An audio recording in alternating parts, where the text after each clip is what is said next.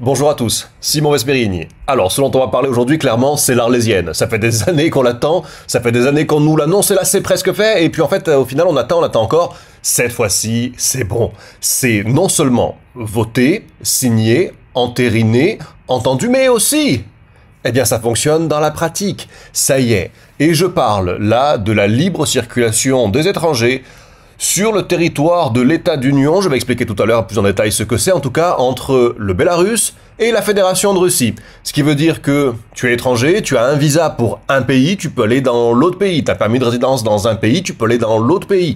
Ce parce que ce sont des nouvelles lois qui sont en vigueur au sein de l'État d'Union. Alors, j'ai reçu il y a quelques jours en arrière un communiqué du ministère des Affaires étrangères qui est celui-ci. Voilà, je t'en ai fait un copier-coller ici, je t'en ai fait une traduction, je suis sympa quand même, je t'en ai fait une traduction du russe au français ici. C'est pas moi qui ai tout traduit, c'est mon assistant virtuel. Je t'en parlerai de mon assistant virtuel, il s'appelle Nova. C'est lui qui a traduit. Moi je me suis embêté évidemment à tout taper, on fait plus ça de nos jours. Mais ceci est un point de détail du sujet d'aujourd'hui. En fin de vidéo, on va vraiment synthétiser ce que ça veut dire pour toi en pratique, selon ton cas. Alors, prenons les choses à la base. L'État d'Union. J'entends des choses des fois un peu farfelues dans les médias et dans les gens qui écoutent les médias. Ce n'est pas une annexion du Bélarus par la Fédération de Russie, ni l'inverse. En fait, c'est quelque chose qui n'est pas nouveau, qui existe depuis 1999, qui est en fait une sorte de super-État, qui vient chapeauter les deux entités nationales que sont la République du Bélarus et la Fédération de Russie, ok?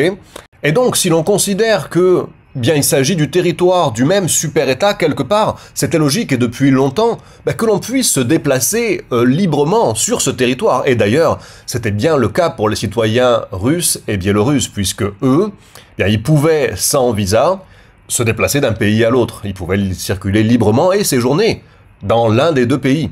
Quand tu prends l'avion, on va dire à Saint-Pétersbourg pour aller à Minsk, tu as un hall spécial.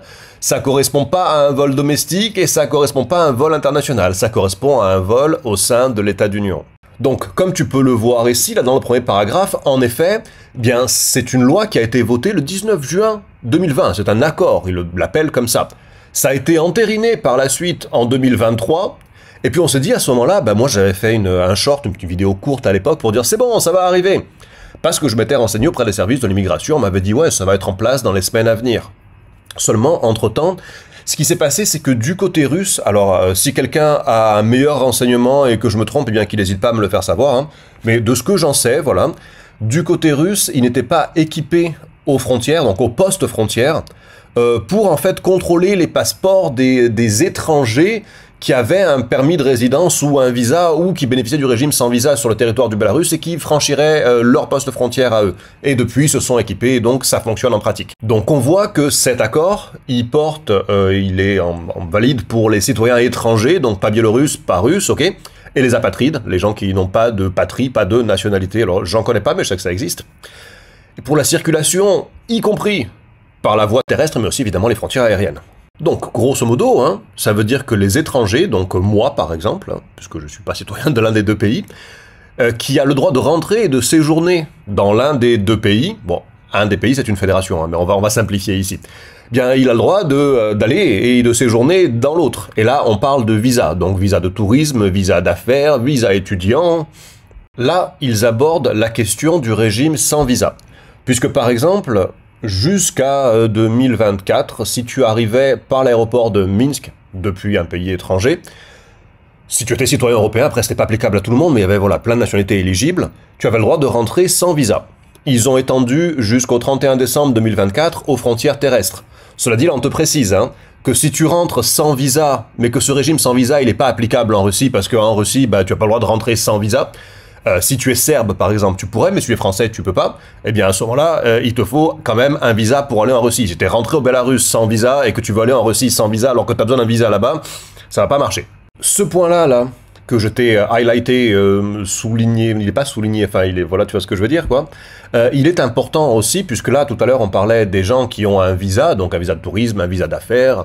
Là, on parle des gens qui ont un permis de séjour, également un permis de résidence. Donc, quand tu as un permis de résidence dans l'un des deux pays, là on parle d'un permis de séjour temporaire, mais évidemment que permanent ça vaudrait la même chose, tu as le droit d'aller dans l'autre pays sans visa. Et ça, bah, c'est pas rien, parce que moi, mine de rien, ça m'a fait galérer ça ces dernières années, tu vois. Quand j'ai été d'un côté et d'un autre, ça m'a fait galérer ces dernières années. Ça fait un long moment que ça me fait galérer. Et je suis pas le seul, je pense. Ce point-là, il est hyper important. Et il en manque un morceau, en tout cas il y a une partie que je comprends pas et que je me dois d'interpréter, d'imaginer, et peut-être que je me trompe, et si je me trompe à ce moment-là, quelqu'un me corrigera. À l'heure actuelle, je n'ai pas d'informations plus précises. Ici il est écrit que la durée du séjour des citoyens étrangers et apatrides sur le territoire de la Biélorussie et de la Russie est calculée à partir de la date d'entrée sur le territoire de l'un des États depuis un pays tiers.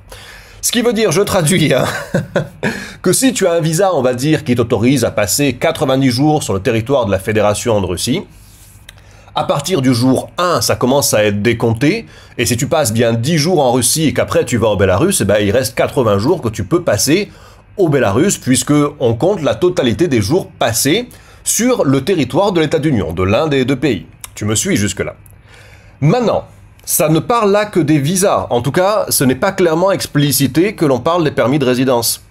Mais si je devais extrapoler, moi ce que j'en comprends, hein, c'est que si tu as un permis de résidence valable 1 an, il ne semble pas y avoir de restriction à passer un nombre de jours maximum sur le territoire de l'autre pays. Si tu as... Peut-être que je me trompe, hein, et si je me trompe, allez-y les gars, faites-le moi savoir. C'est vraiment une interprétation, le texte est paru il y a quelques jours en arrière, donc... Voilà, en pratique, on aura peut-être des choses plus claires. Mais aujourd'hui, moi, c'est ce que je comprends. Hein. Je comprends que tu as un permis de résidence en Russie, il est valable 1 an. Tu passes 1 mois en Russie, tu passes 11 mois au Bélarus. Je n'ai pas l'impression, si tu veux, qu'il y ait un nombre maximal de jours ou de semaines ou de mois que tu puisses passer sur le territoire de l'autre pays, puisqu'on nous dit ici que la durée du séjour des citoyens étrangers et apatrides est calculée à partir de la date d'entrée sur le territoire de l'un des États. Sans plus de précision. Ensuite, hein, concernant en pratique, comment on peut transiter, bien l'entrée sur le territoire de l'un des deux pays est possible aussi bien par les points de contrôle internationaux que directement via les routes de communication ferroviaire et aérienne internationale. Donc ce qui veut dire par là, ce que j'en comprends aussi, hein, que bah, tu peux transiter de la Russie au Bélarus en avion ou en train, mais que si tu veux passer par les frontières terrestres, eh bien, tu as ici la liste, et je ne vais pas toute te la faire, mais des frontières terrestres, des passages frontaliers terrestres, où ton passage est autorisé en tant qu'étranger ou apatride pour circuler entre un État et l'autre.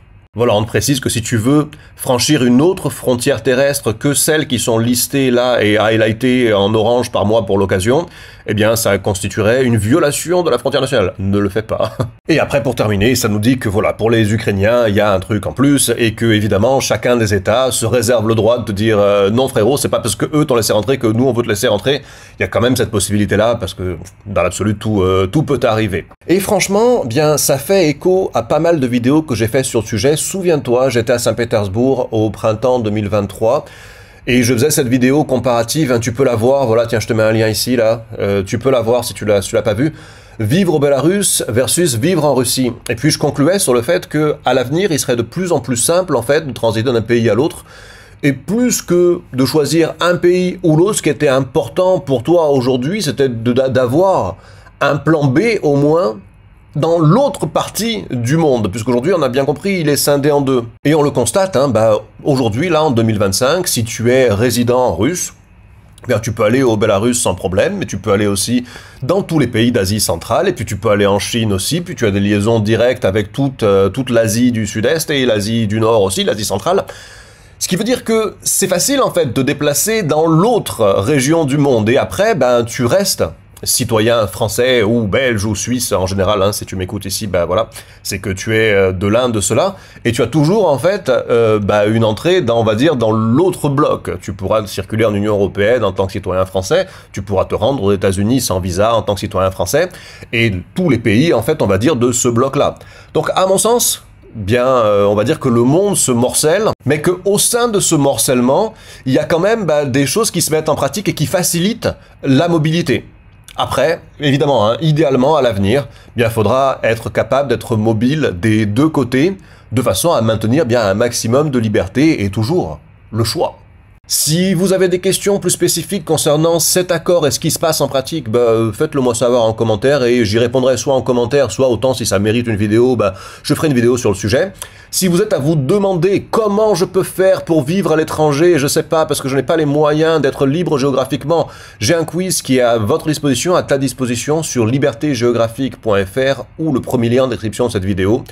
Tu vas répondre à quelques questions et en fait, tu vas recevoir une réponse qui est personnalisée et qui va te dire, selon ta situation, tes circonstances et tes objectifs, qu'est-ce que tu dois mettre en œuvre, quel chemin tu dois emprunter pour acquérir le plus rapidement et le plus facilement possible les moyens de vivre où tu veux dans le monde, puisque c'est ma spécialité et c'est vraiment ce que je veux partager ici avec toi, que tu puisses vivre où tu veux et selon tes propres termes. Merci à tous du visionnage de cette vidéo, mettez-y un pouce vers le haut parce que ça m'encourage à continuer, ça aide au référencement de cette vidéo. Ça me remercie aussi pour mon travail, abonnez-vous à cette chaîne, c'est pas déjà fait. À la prochaine, ciao à tous.